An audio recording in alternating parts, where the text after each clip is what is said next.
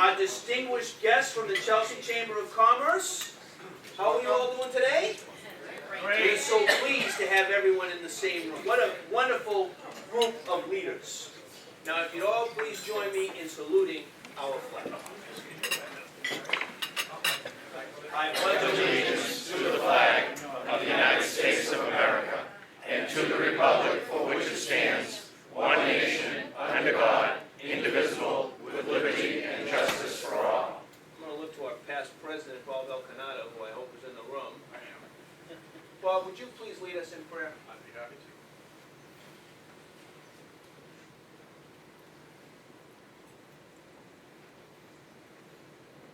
Let us bow our head in prayer. Dear God, we thank you for the opportunity to gather here in peace and in community service.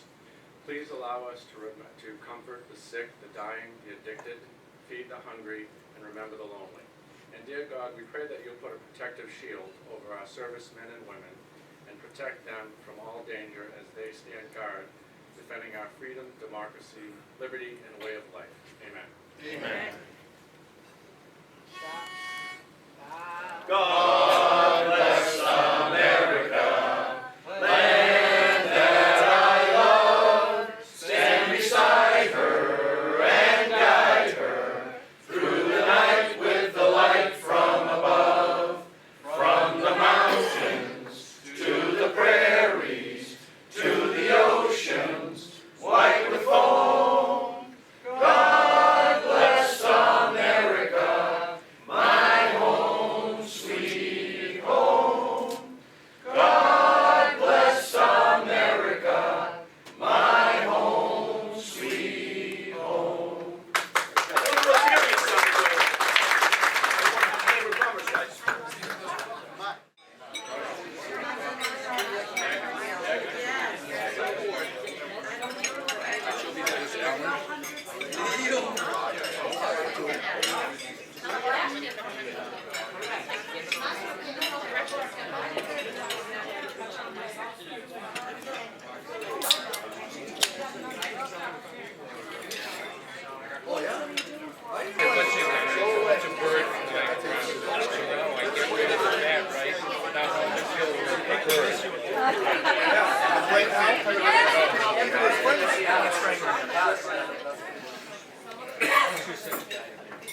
All right, folks, on behalf of the Rotary Club of Chelsea, I'd like to thank you once again for being here with us. It's a real great privilege. I want to thank past President Sergio and current President of the Chelsea Chamber of Commerce and our Vice President David Minlin for making this happen. This is really great to have everybody in the same room.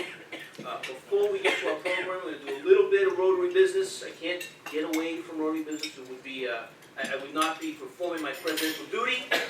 So I'm going to go to our Club Secretary Bruce for his report. Thank you, President. Welcome, everybody. Pleasure to have you all here. Just like a regular Rotary meeting, the room is full. For you, Luncheon. Just so you know. We happen to have a birthday today, Rotarian birthday. Kevin.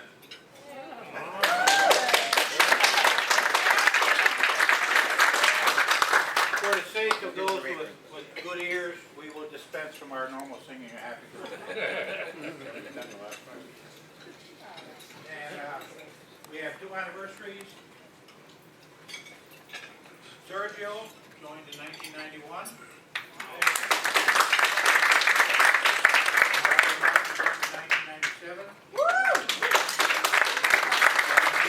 Just a reminder, softball season for all athletic softball players.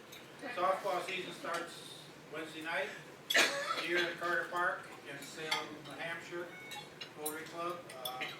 I'll check the field mid-morning, and if Paul and Wiki can get some air blowing on it, we'll get the field dry.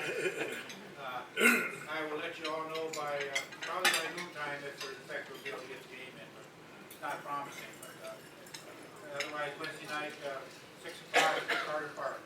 That's it, President Mark. Thank you, Bruce. All right, at this time I'd like to bring up our Master of Ceremonies, past President Alan Alpert, and he's going to take over the remainder of the program.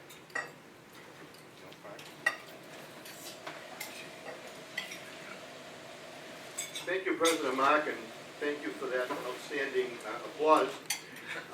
Today,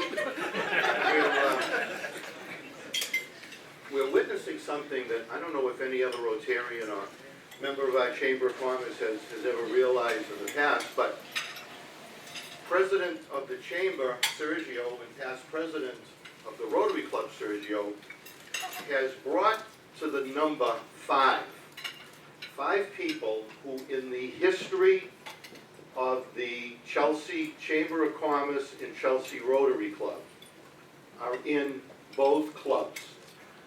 And only 5 people have been past presidents of both clubs, dating back to 1977 when I was a past president, and in Rotary Club, the highest award that someone can receive is the Paul Harris Award. And Paul Harris was the founder of Rotary. All 5 of us are Paul Harris recipients. We're past presidents or current presidents of the Rotary Club, and we're all past presidents or president of the Chamber of Commerce. After me, it's past President Bruce Mark. Bruce was president of the Rotary Club in 1983 and 84, and a Paul Harris recipient in 88. Past President Sue Gallant in 95 and 96, and she was a Paul Harris recipient in 94.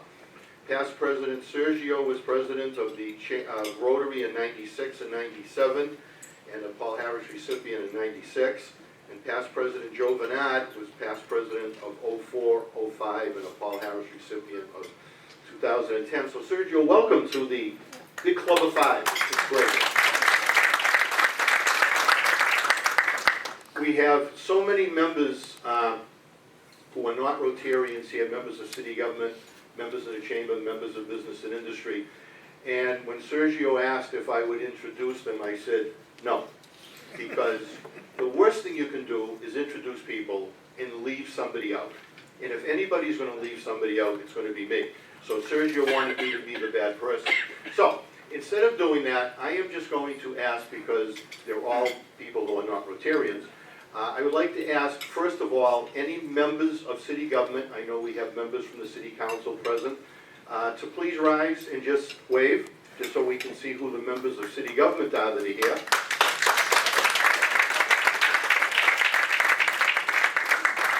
And we also have a past member of city government and a past president of Chelsea Rotary.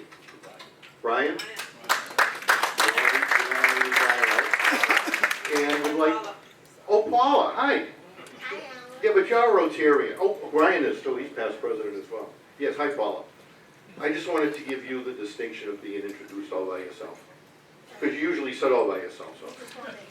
I did. I'd also like to ask our members from the Chelsea Chamber of Commerce, if you could just stand up and give a wave so we can see who's here from the chamber.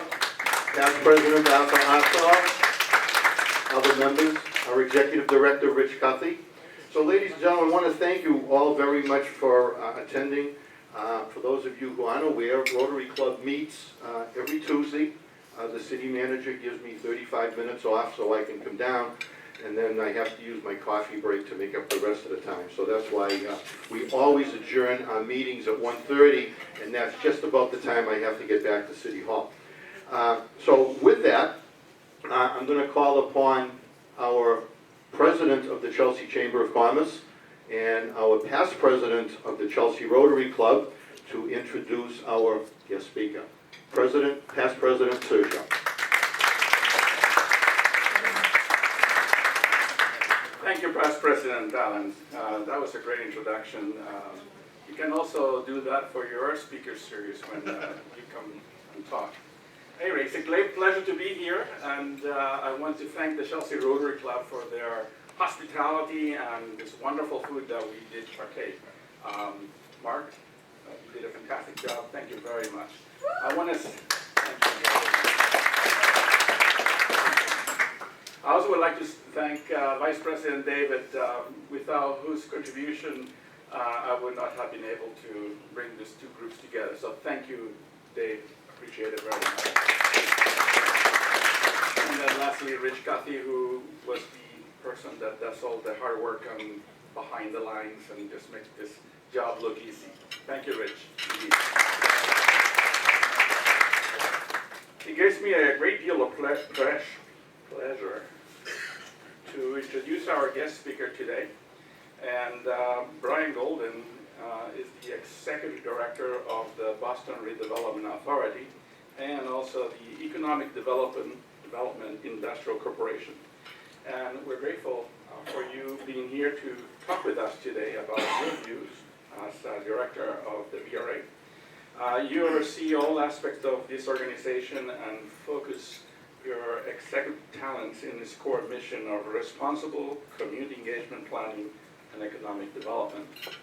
Brian has served in many capacities while being a public servant, and he's been an attorney since 1993, served also the White and Olson community as their representative in the Mass State House of Representatives, and has also been the New England Regional Director of the U.S. Department of Health and Human Services, and also Commissioner of the Mass Department of Telecommunications and Energy, and member of the Board of Directors of the Federal Home Loan Bank of Boston. He also served in the Army as an officer, an attorney officer, active both on inactive and reserve duty for more than 20 years. Tour of duty included duties in Bosnia, Iraq, Israel, and the West Bank. Brian is a graduate of the Boston Latin School and Harvard, and went to law at a school called College of William and Mary, a quaint little school in Virginia. And while there, he lost his father, who was a dedicated police officer. He passed away at the age of 50, and it was a major event in his life, and upon which time he decided to take a sabbatical and then run for state rep for the Brighton, Austin, and he lost. This was a major event in his life, and shaken and determined, went back to school and had a strong motivation to finish what his father taught him, and was life of service to people who needed individuals like him to work on their behalf. He quotes, "The same thing that made his father tick was the same things that pushed me into law." And the question is, what are your abilities? How can you harness them for the greater good? This is what distinguished Brian from the rest of the pack, and we are honored to have him here today. Please welcome Brian.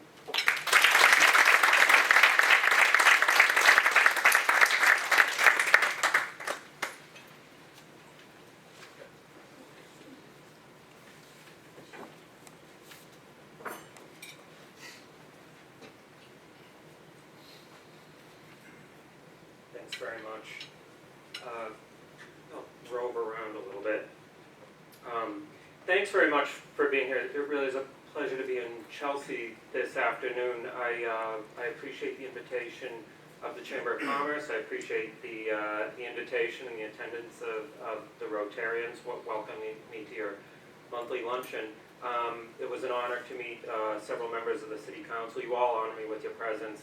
I'm grateful that you took time out of your busy day to listen to me speak a little bit about what's going on in Boston, why I think it's good for Chelsea, and what's going on in Chelsea is good for Boston. I think we all understand that at a certain sort of macro level, but I'll try to drill down into a little bit of detail about the very positive economic development climate that is occurring in Boston and is really having significant effects on the communities around it. I've been fortunate to be cocooned by some good folks from Chelsea. I just saw Dr. Mary Burke. I haven't seen her in a while, but Dr. Mary Burke's daughter Bridget was a legislative aide of mine when I served in the legislature, so I'm an Alston-Brighton guy, but my office was infused with a healthy dose of Chelsea perspective. And then later in life, Bridget, after she was married, ended up going to the same Catholic parish that I go to and Al Calvo goes to. So the three of us had spent many years together at this Catholic church. Now Al has invited me a few times since the beginning of the year to participate in this conversation with you, and I'm grateful he did. However, I learned that in the past 48 hours or so, Al, deciding that it is still winter in New England, fled to Florida. So Al's missing the big BRA show, but I'm grateful that he invited me, because it's a good thing for me to be outside of City Hall and listening not just to people in the neighborhoods of Boston. That's key. That is my fundamental formal responsibilities are about real estate development and city planning in the city of Boston. But this mayor, and I came to work for the BRA in 2009 under Mayor Menino, gave me a wonderful opportunity to serve in this brand new capacity. In 2013, I'm on active duty for most of the year. I come home, I miss most of the mayoral election, the first big contested open seat mayoral election in 21 years. And I come home just as a friend of mine from my days in the legislature, we came in roughly at about the same time, about a year separated us. Marty Walsh is elected mayor.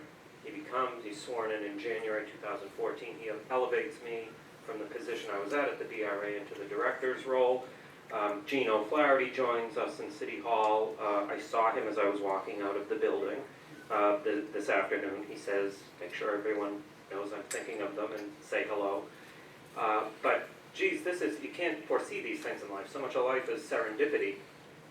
I left the legislature 10 years ago, but in 2014, I end up right back with a couple of really good friends of mine. And the legislature's an important place to sort of make acquaintances, learn from each other, develop trusting bonds, and I couldn't have seen, no matter what I did, I could not have seen 10 years coming and going, and all three of us back together in senior capacities in the in City Hall. The last time a mayor was elected from the state legislature, directly from the state legislature, was about 120 years ago. So all of this is pretty unlikely, that a whole bunch of us migrate down from Beacon Hill to Boston City Hall. That's not usually the way it works. But I don't have to tell you, if you just look across the water or drive through the city, you see cranes in the sky, a whole lot of cranes. If you want to build a building now, it's hard for you to find a crane on the east coast of the United States. There are cranes everywhere. When I came to work for the BRA in 2009, there was nothing. It's the beginning of it's the beginning of the Great Recession of 08, fall of 08. The economy crashes, so we've got a recession and a global financial crisis. Everything came to a screeching halt. Nothing was built in Boston in 2009, 10, and 11. Occasionally a university or a hospital was able to get a project going because they had their own unique fundraising abilities, capital campaigns. But conventional construction in the city of Boston, residential, commercial, retail, was almost non-existent. Conventional lenders weren't lending. Conventional equity investors weren't investing. Everyone was really afraid. So 09, 010, 11, they were lost years in a real estate development sense. In 2012, we started to see signs of life. We declared 2012 a pretty good year. We had 4.5 million square feet of construction underway in the city from, relatively speaking, zero the prior 3 years. 4.5 million square feet of construction worth about $3 billion. Pretty good. 2013, the economy is on fire. So if you just look at this bar graph, 2012, pretty good year. We were at 4.5 million square feet, $3 billion. Look where we were in 2013. Now, a little bit of an aberration. That was the end of an era. 21 years with Mayor Menino at the helm. A lot of people racing to get projects passed, approved by the BRA board, because they don't know what the future is going to hold. What's this new mayor going to be about? Is he going to chill the development climate or not, just as the economy is recovering? We don't know enough about this new mayor. So the BRA, I was not yet director, but the BRA rushed through an awful lot of project approvals. 2014, it settles back down. 2015, more conventional levels. But it's not just 2013. All those other years cumulatively are adding up to the biggest building boom in history. I'm sorry, Chris, next slide. So these are the values, the developer's value of the projects in the pipeline. You see slightly different perspective as they keep going up. Next slide. Now, we are in the biggest building boom in the history of Boston. That's the long and short of those bar graphs. We've gone from 4.5 million square feet of construction in 2012 to 14 million square feet annually. 2015, 14, and 13 yielded numbers of about 13, 14, and 15 million square feet of construction underway each year. That's sort of the high watermark, that's stuff that's being built. What's being completed each year is about half that, because the development cycle of a large building is probably 2 to 3 years. So the high watermark for the past 3 years, we've always had about 14 million square feet underway, and about half of that completed each year. So 45 million square feet under construction over the past 3 years, about 21 million square feet completed over the past 3 years. There's never been a period in the history of the city of Boston from the colonial period forward where there was that much underway and that much completed in a 3-year period. So looking ahead, we don't see a big change to that, not imminently. We all know development cycles change. They certainly will change. But 2 or 3 years from now, we may hit another recession. We all know that the average economic recovery after World War II is about 8 years. So we had a recession, 8 years of prosperity. You can't suspend the laws of economics and physics. There will be another recession. But our goal is to make sure that as much of that real estate that we have permitted actually gets built. Because as we head into the next recession, we want to make sure as many of these buildings are constructed, occupied, whether they're housing or commercial office space. The more these are sold and leased up, the better we're able to withstand the next downturn. Because there's economic activity occurring, there's property taxes being paid, there's something in it for everyone in Boston when it comes to getting these jobs done. Doesn't matter if you live in these buildings, doesn't matter if you work in these buildings, but these pay dividends with regard to economic vitality and property taxes for as far as we can see. Now the mayor has an ambitious housing goal. I don't know if you're experiencing the same thing in Chelsea. I'm suspecting that the development that you're witnessing is primarily residential. The development in Boston, when I talk about 14 million square feet underway for each of the past 3 years, it's 80% residential. And it's dealing with a growing Boston. Boston's grown by 38,000 people in the past 5 years. In the prior 15 years, it grew by about 30,000 people. So the pace of our growth is extraordinary. 38,000 people in 5 years, when in the prior 15 years, you saw about 30,000 people. So we're like tripling the pace of growth. The mayor's attitude is, we've got to house a growing Boston. He wants 53,000 new units by 2030.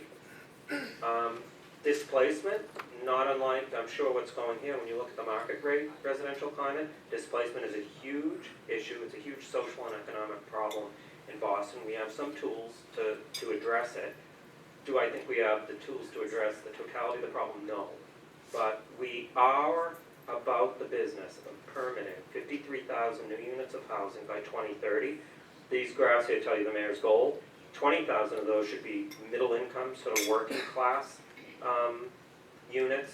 I'm not talking Section 8. I'm not talking about the truly low income, 30% of area median income. I'm talking 70 to 100% of area median income. Maybe a family of 4 with making $90,000, $80,000.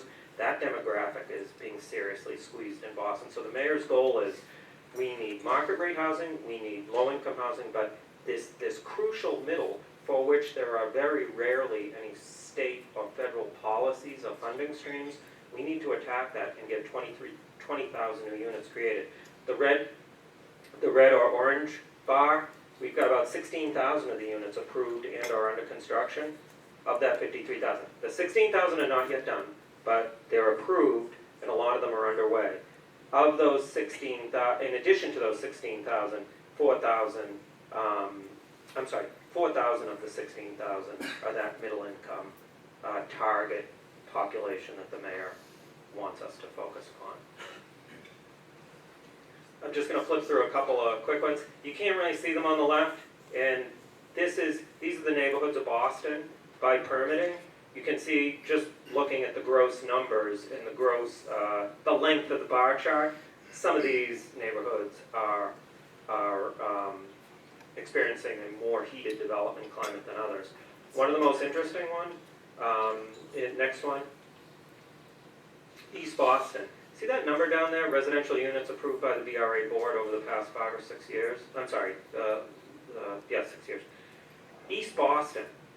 When I first came into the legislature, when I first came into the BRA, Councilor Sal Lamontina, the District City Councilor from East Boston, was, you guys gotta focus on East Boston, we gotta get more going in East Boston. That was 2009, 10, 11. Now when I see City Councilor Sal Lamontina, he says, my God, it won't stop, we gotta slow it down, this is getting out of control, too much going on.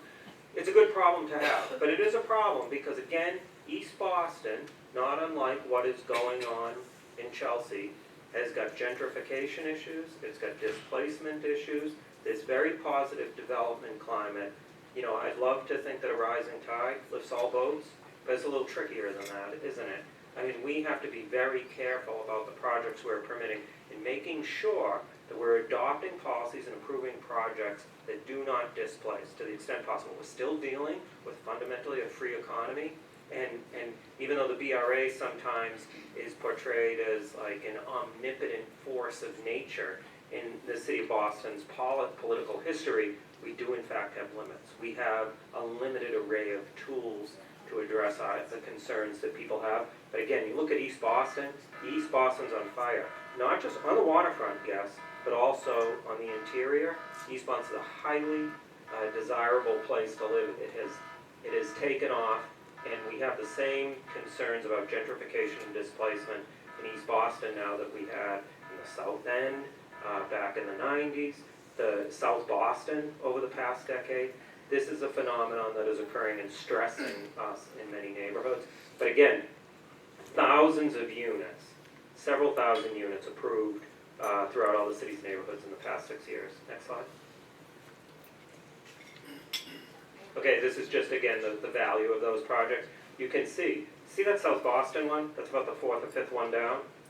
South Boston's way out front. Proximate neighborhood, waterfront, you name it. It's got a lot going for it. But those same things, except for the tunnel issue, those same things are driving the economy in East Boston. Took a while longer for the development seal to make its way across the harbor, but it's there. It's there now, and East Boston is starting to go toe-to-toe with just about everybody, only being outpaced by South Boston. I'm sorry, next slide. These are, again, projects that are not yet approved, but where we see project applications coming from. Dorchester is becoming a hot community from a development standpoint.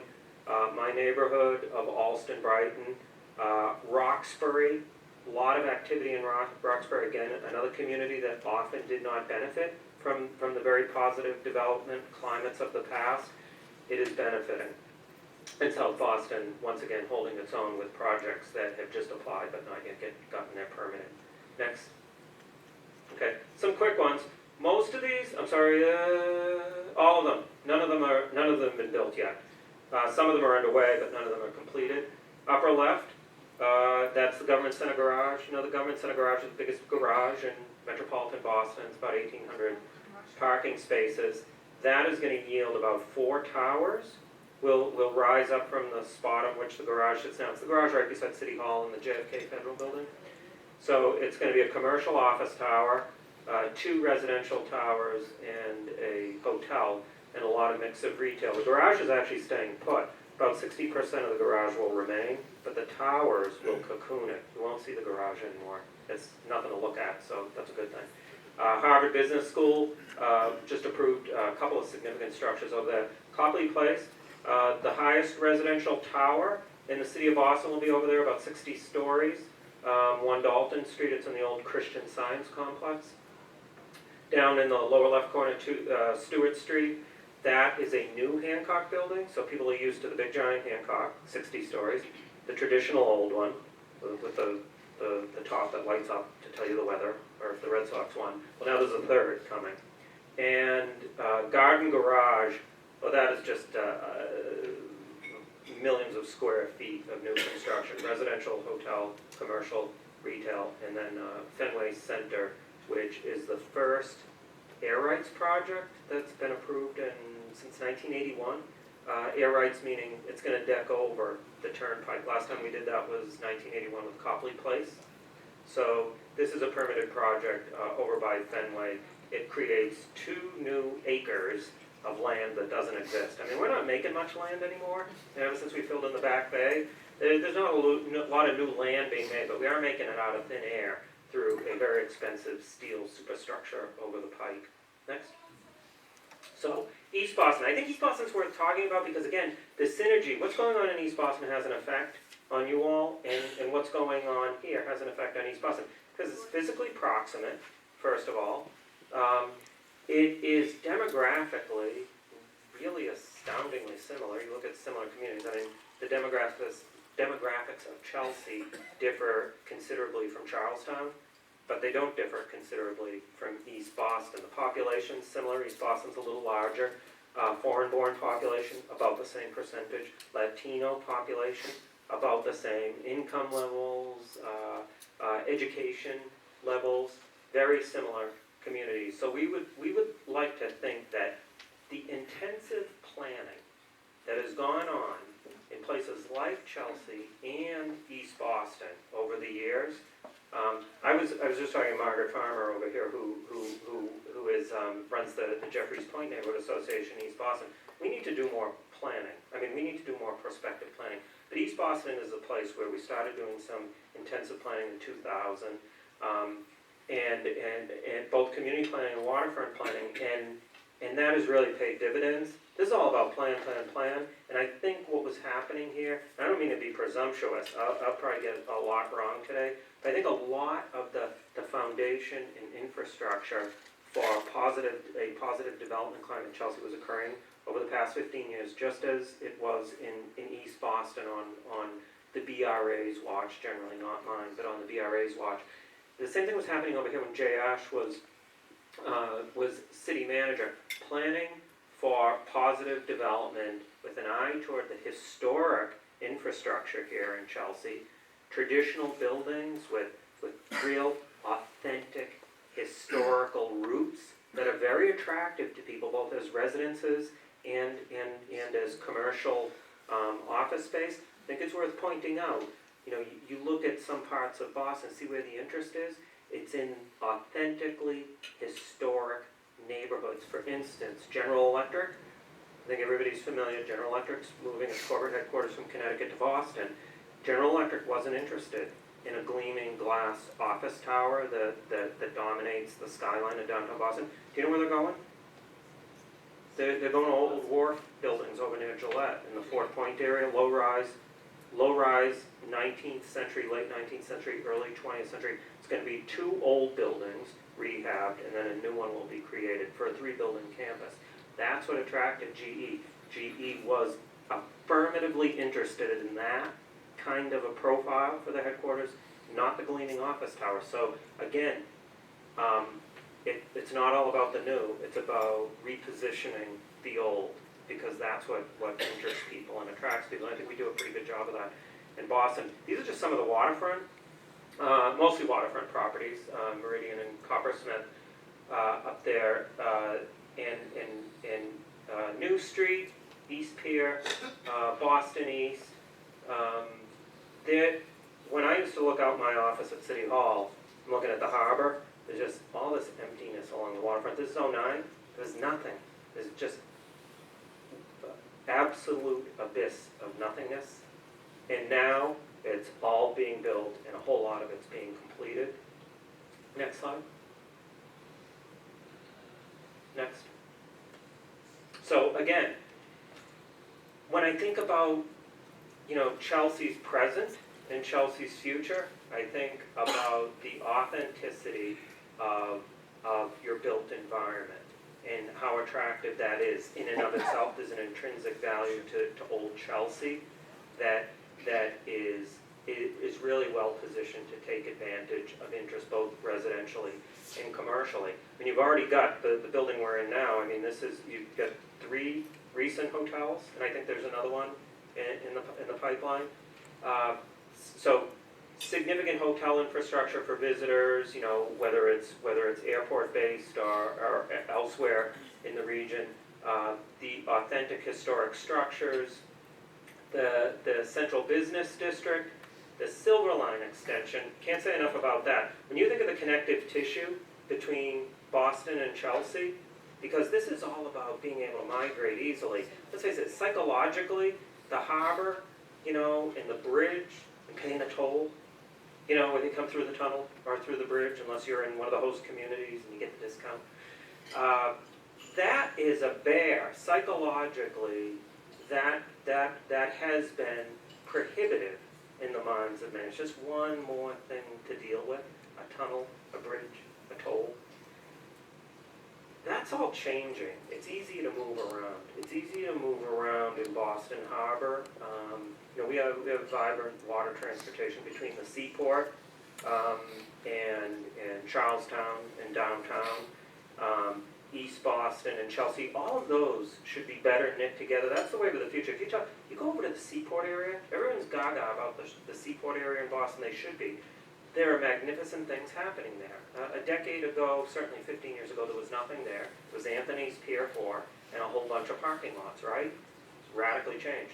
But the traffic there is rough. And a piece of our future efforts, our current efforts, but also our future efforts, to cut down on that, we need to do transportation better. We need alternate means rather than coming in and out of the seaport over the bridges in your vehicle. It's got to be mass transit. It's got to be water transit. But this Silver Line, when the Silver Line knits Chelsea together with Boston, integrates it in a more robust fashion, it will pay significant dividends for all, both residentially and access to jobs. The mayor talks an awful lot, and here we see the knitting that will occur. The mayor talks a lot about social mobility and social equity. And one of the biggest factors in an individual's ability to rise themselves from poverty or just move ahead socioeconomically, period, no matter where you fall in the strata, is access to transportation. To get you to your job, to get you to your school, to get you to workforce training opportunities, transportation is intrinsically, inherently an important component of social mobility. And if we really care about evening out the social inequities in the city of Boston, as many of you know, there was a study done a couple months ago, I think it was the Federal Reserve that did it. It rated Boston, looked at the top 100 cities in America in size. In Boston, unfortunately, this is not good. But Boston is the most unequal. There's greater economic disparity in Boston than anywhere. And that's something we got to be focused on. And transportation's a big piece of tackling that, because just think, the folks who live in Chelsea are able to get on a Silver Line vehicle and make their way to the jobs that are growing every day, not every year, but every day in the seaport alone. And I'm not talking about the rest of the very vibrant economic climate in downtown Boston and in some of the neighborhoods. But the job growth in the seaport is extraordinary. You're making something brand new out of whole cloth. This is a blank slate that we continue to fill in, and that means jobs and easy access to those jobs at all levels will pay dividends for Chelsea and its people. As it does for Boston, as it does for East Boston in all the neighborhoods, but that transportation link is key. Next slide. So one thing, to drill down on this a bit, the Bronstein Center And again, I reference the Bronstein Center because it's a big old industrial building, old Department of Defense building that's owned by the Boston Redevelopment Authority. We took control of it over near the seaport in South Boston, in Marine Industrial Park. We are the owner of the land in a lot of the buildings in Marine Industrial Park.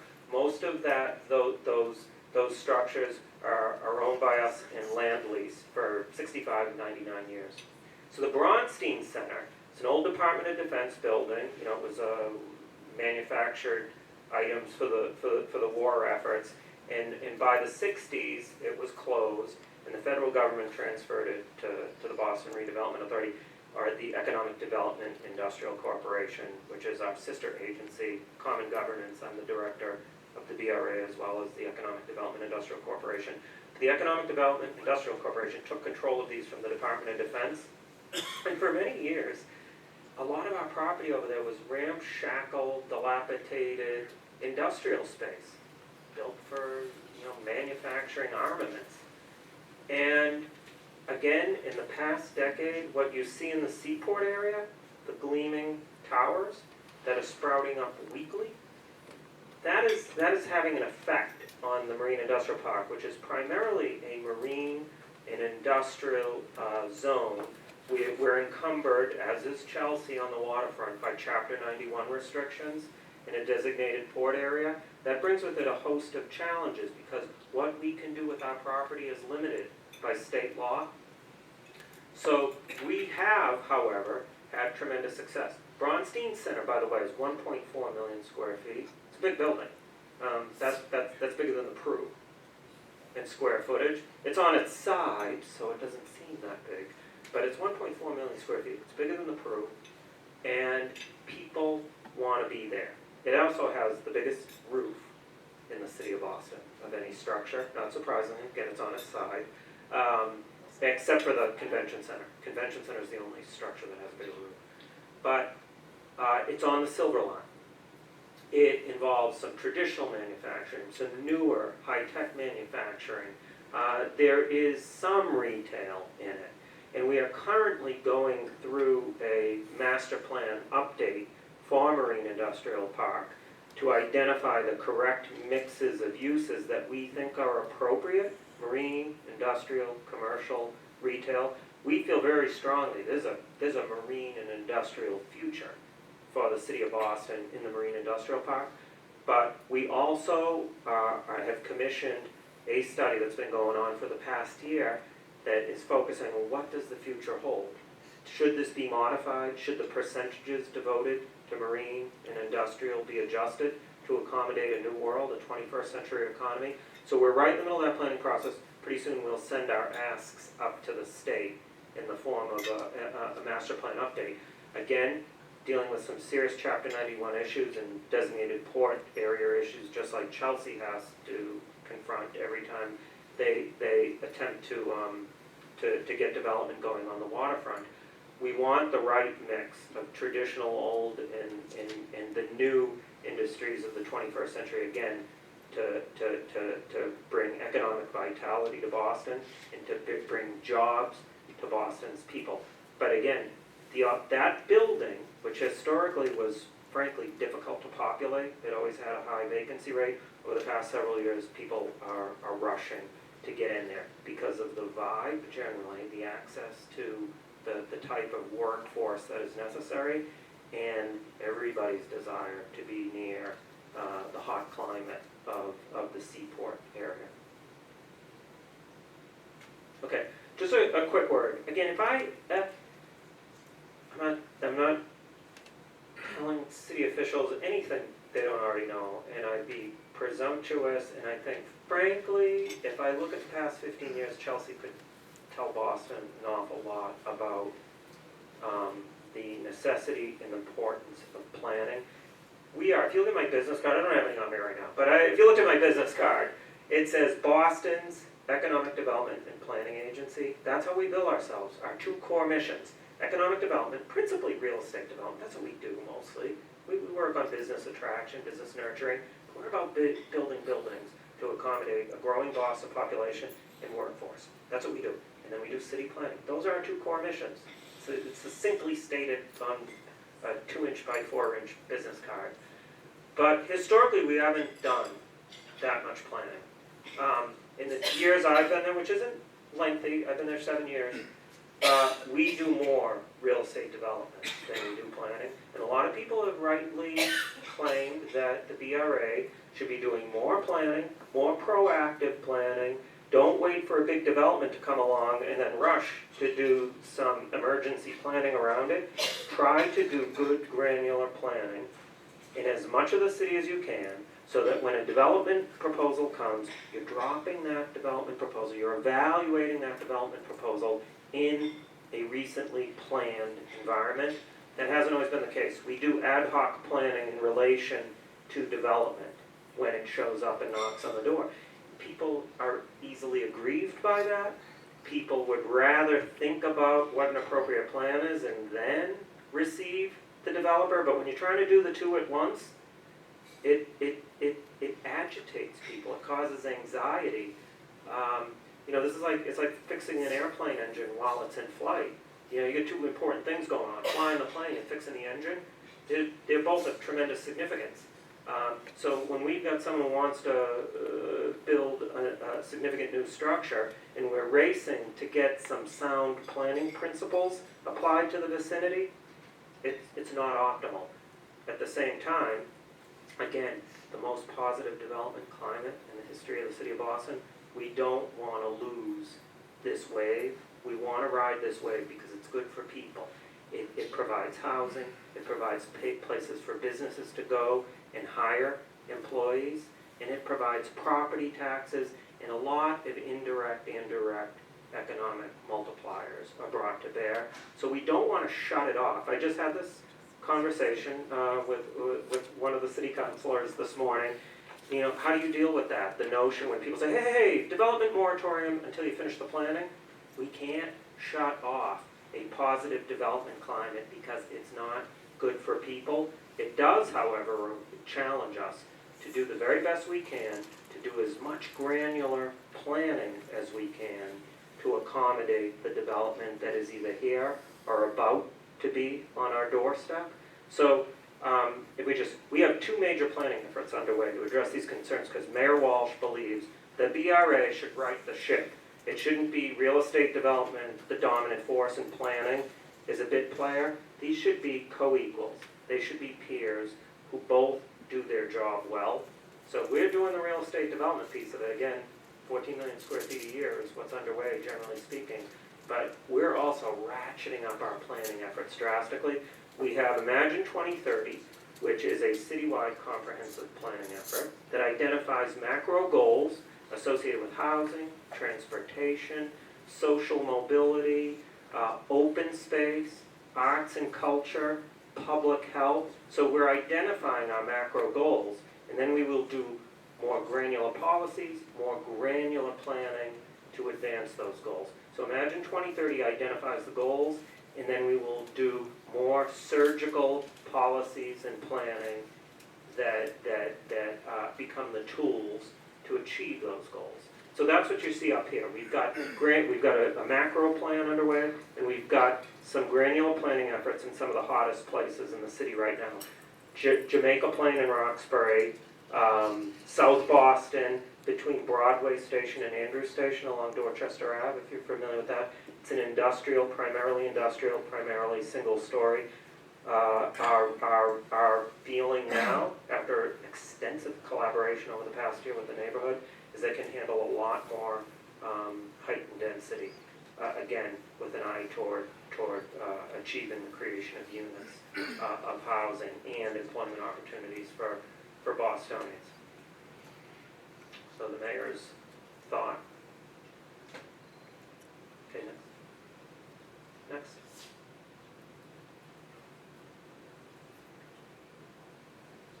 These are just some of the, again, our citywide planning effort. A lot of people think when you talk a citywide planning effort, are you doing granular planning parcel by parcel throughout Boston? We're not doing that. That is a task that would take decades, easily, and a whole lot of money that we don't have. But we are spending a few $1 million on this comprehensive plan to identify goals and then we will do surgical strikes around the city to achieve those goals. In our case, since we're the land use planning agency, we will do granular planning. Other agencies, public health, will have a plan that advances the goals related to the well-being, the health and well-being of our population. The Boston Transportation Department will do specific granular planning and policies associated with our transportation goals. Okay.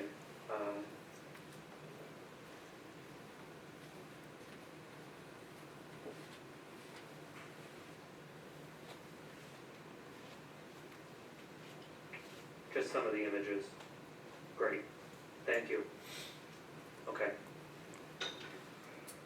The one thing I'd like to say is, yesterday we had a visit from the South Shore Chamber of Commerce, who wanted to talk to us about how do we do a better job of knitting together the city of Boston and a whole bunch of people who care about Boston are invested. Let's face it, a whole lot of our workforce doesn't live in the city. The city's population swells to double every day with commuters into Boston.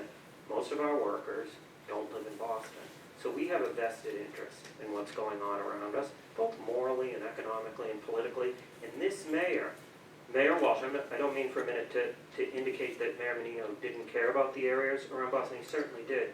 But this mayor talks differently, and the focus is always about how do we spread the common good? How do we make sure that prosperity is pervasive in metropolitan Boston? Because we've got a very positive development climate, but it's only so good as it benefits everyone. If the towers downtown are only benefiting the affluent, the corporations, the people for whom market prices are no object, that's a failure. We have to make sure that the prosperity is shared, and not just within the city, but the more of that is happening outside on our periphery, it's good for you and it's good for us. So this mayor wants us integrated with our neighbors, and I'm committed to doing that in the limited responsibilities that I have. And it's why I embrace the opportunity that Alberto Calvo presented me when he asked me to come over here. Because this is part of our core mission. Our core mission isn't just the political boundaries of the city of Boston. It's the people and the places and the businesses that are adding economic vitality, not just to their own neighborhoods, but to ours. And so I appreciate the conversation. I hope that we can keep this going long into the future. And any time people in the city of Chelsea, whether we're talking about officialdom in government or in the nonprofit world or the trade associations, has an idea that they believe will help us share prosperity, we're all heirs of the Boston Redevelopment Authority. So thanks so much.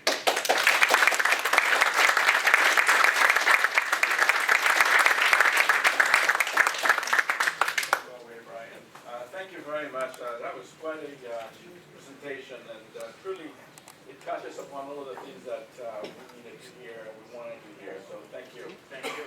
Is there any questions that you have, Brian? Do we have a raffle that people go? Okay. Please pass one through. Real fast. You have two gifts for one of these. Since you are our guest, Oh, sure. 200. Last three numbers, 200. 200.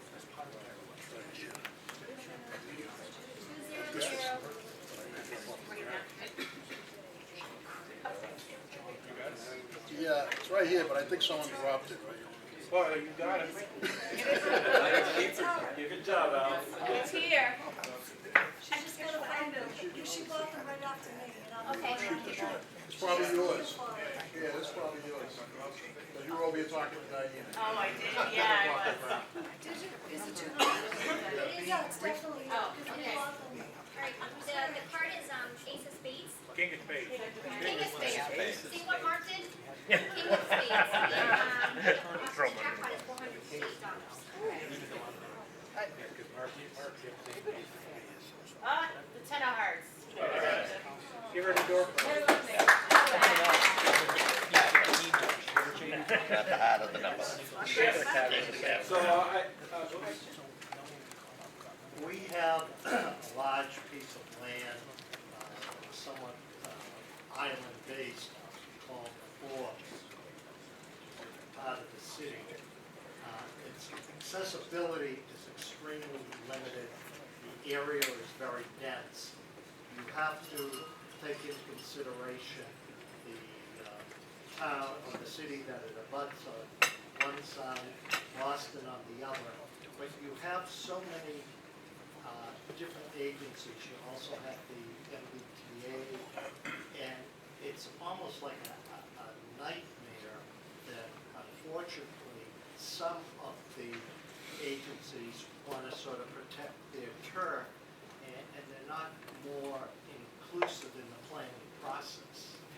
My question is, how do you adjust to that type of climate with those people in those positions? You know, we've had a really fine experience over the past couple of years dealing with, we're a separate authority. We're a separate legal authority. We're not a line agency in city government. We're governed by a 5-member board.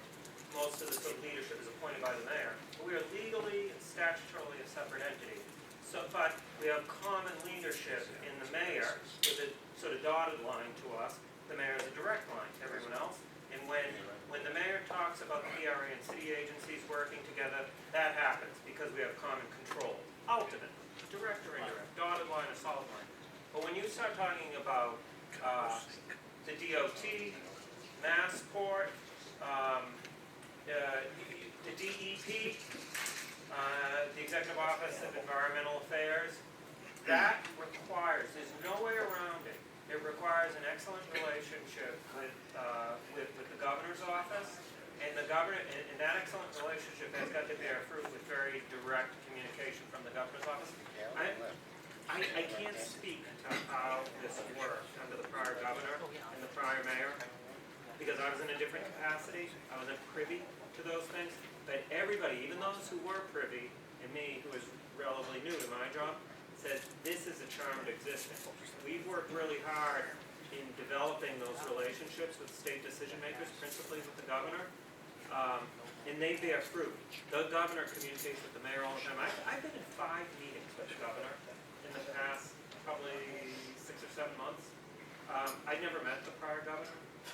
I was in a different job, but I'd never met him. And I ask people all the time, is what's happening now typical of how it happened in the past? Absolutely not.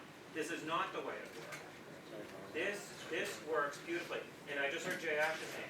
I talk to Jay Ash regularly. I don't think I ever spoke to Jay Ash's counterpart, maybe once or twice prior to this. The state chases us. This is a strange dynamic, and it sort of puts us on the hot seat. The state chases us to offer help. This is an enviable situation. We want to partner with you on this. How can we help with this? Governor wants to make sure Boston succeeds in this endeavor. GE, we had Jay Ash at City Hall with the governor's chief of staff. I remember one day for an 8-hour meeting. We broke at lunchtime. It was right before Christmas, and reconvened. This is atypical, but it's all about relationships. And I think to sort of just focus on the technicality, on formal explicit policy, and neglect building bridges, I never hesitate to involve them and reach out to them. I want them to be used to talking to me and comfortable talking to me, not dreading. Maybe they do, but they're doing a good job so far pretending otherwise. We're good. I'm good with Jay Ash. We're good with the governor. The mayor's good with the governor. The relationships are all important. It has helped us cut through bureaucratic clutter beautifully. It really has. Thank you. Yeah, hi. I'm someone who rides through the Seaport District probably in spring and fall once a week to go down to the Cape, and I just want to attest to what I have seen happen there as far as the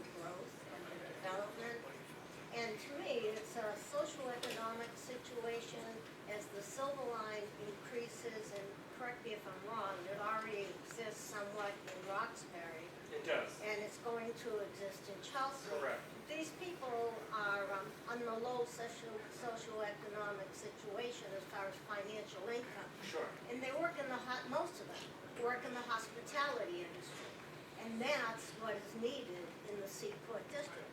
And you had mentioned, and I had mentioned to my friends and family, access to the job is what's gonna help them to get out of poverty. Many of them clean the buildings in the nighttime after the workers are gone. So I think in that case, it's gonna be a very good thing. And I ride by there all the time. As far as Jeffers Point in East Boston, that went through gentrification 15, 20 years ago. So, this is the new hotspot. Yeah, and I'm gonna talk to you about, because I don't know if it works this way in Chelsea, or if you have a similar program. One way, it is not sufficient, but one way that we can deal with concerns about gentrification and displacement is whenever you build a market rate residential development, rental or ownership, condo or rentals, in Boston, you have to dedicate a specific percentage of those units to a specific middle income bracket of the city's demographics. So rentals will probably be 70% of area median income, probably again something like $60,000, $70,000, $80,000, depending on the size of the family, the size of the unit, might qualify you for that type of unit. I mean, obviously, there are people who make a lot less than that, and those are different programs, Section 8 and other kind of public housing or nonprofit housing for truly low income. But this middle that has been absent from a policy standpoint, and very few policies can deal with that. We, for the past 15 years, have had this policy that says, if you're building market rate, you've got to dedicate a percentage of the units to workforce or middle income folks. And if for a variety of reasons it becomes economically untenable to do them on site, we require a cash payment so that the city's Department of Neighborhood Development can help others create them. Maybe a CDC, a nonprofit, it could be a for-profit, but we make sure that every market rate development yields units for the workforce and for middle income folks. And that occurs with every project over 10 years. I'm sorry, Councilor. Question, you mentioned, that's linkage fees. Chelsea it's discussing it now.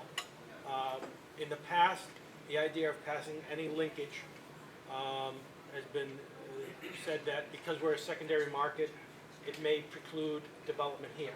The argument has been, but there is still an appetite to try to have some sort of linkage fee for basically creating an affordable housing trust fund, which has been created, but there was nothing in the books to actually authorize or make a developer pay anything into on the housing side. You've also, City of Boston also has a workforce development fund for commercial. Correct. So it's separate. So if you're building residential, you link fees to create affordable housing. If you're building commercial, you link fees to build, I guess, a trust fund for workforce development. Correct, though it's both. If you build commercial in Boston, you have to make a payment for workforce development, but you also have to make a payment for low-income affordable housing. So that is what we call the linkage program explicitly. Now, the other program, the one I referenced, is housing. You build market rate housing. We don't use the term linkage just because we want to confuse it, but it is a form of linkage, small l. So commercial development yields workforce training money, workforce development money, and some affordable housing money, but then residential development yields a separate pot of money. So both generate housing money, commercial and residential, different types, different programs. The question is, as we're looking at it, have you seen markets such as Chelsea, which are secondary markets? It's great that developers want to build in downtown, the money's there.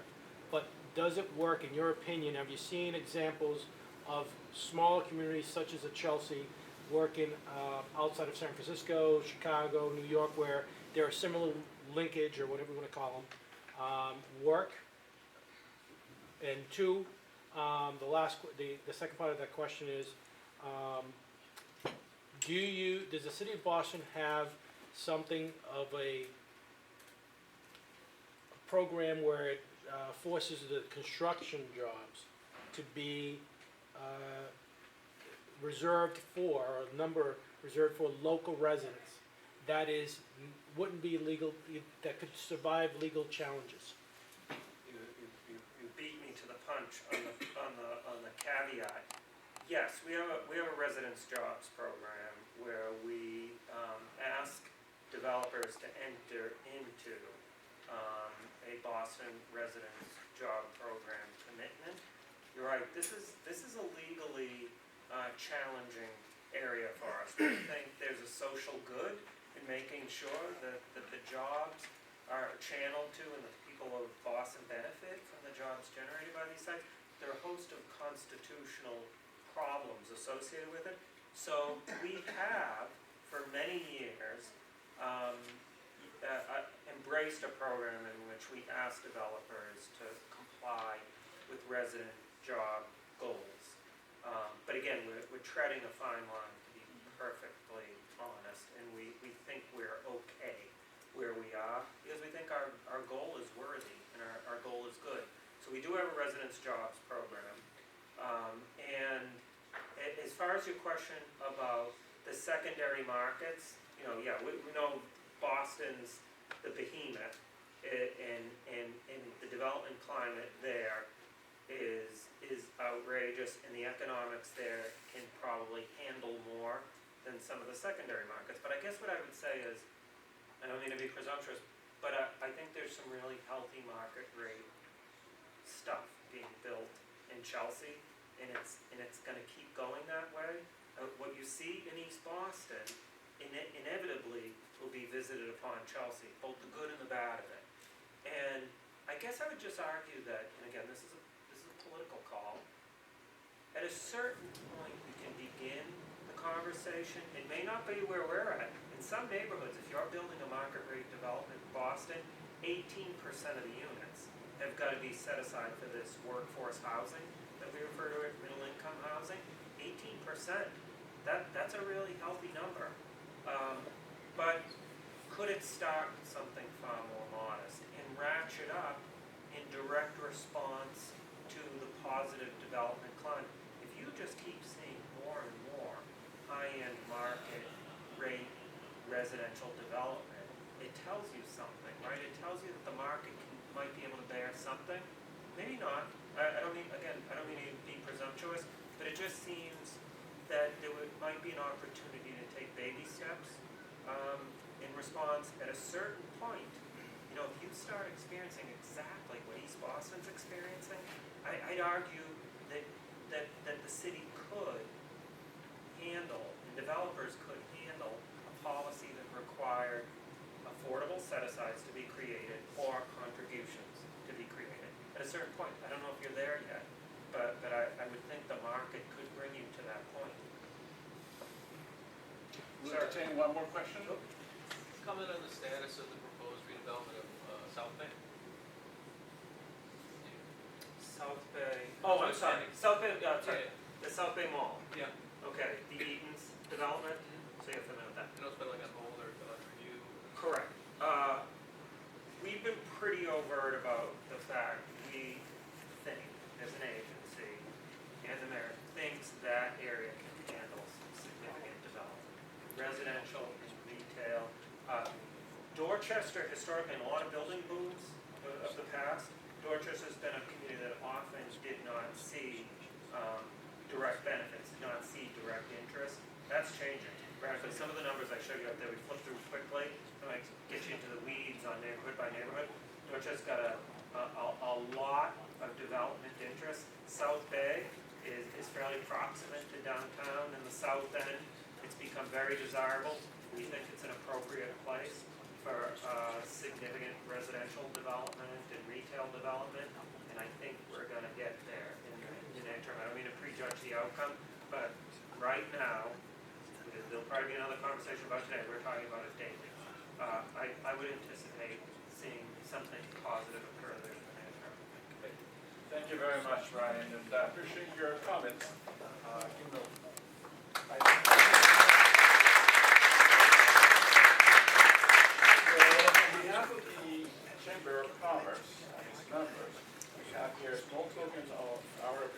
for you being a guest speaker. And it is our famous Chelsea clock, who's just left. And so it is a pleasure and an honor to present this one to you. Thank you so much. I really appreciate it. Very kind of you. Sometimes I go too long. I'm not sure if I exceeded my allotted time, but I can bring this with me and purge it. That sounds good. To keep me honest, but I really appreciate it. I'm going to be hoping for really good things for Chelsea in the days and years to come. And I'm really open in making the Boston Redevelopment Authority staff available to you whenever you see an opportunity for collaboration. So thanks very much for your time. And that the Chelsea Rotary Club presents you with a mug for your trouble. And our famous apron for burger cooking. Thank you. My wife will be really happy to see this if it's on me. No. Thank you very much. And with that, I'll declare the meeting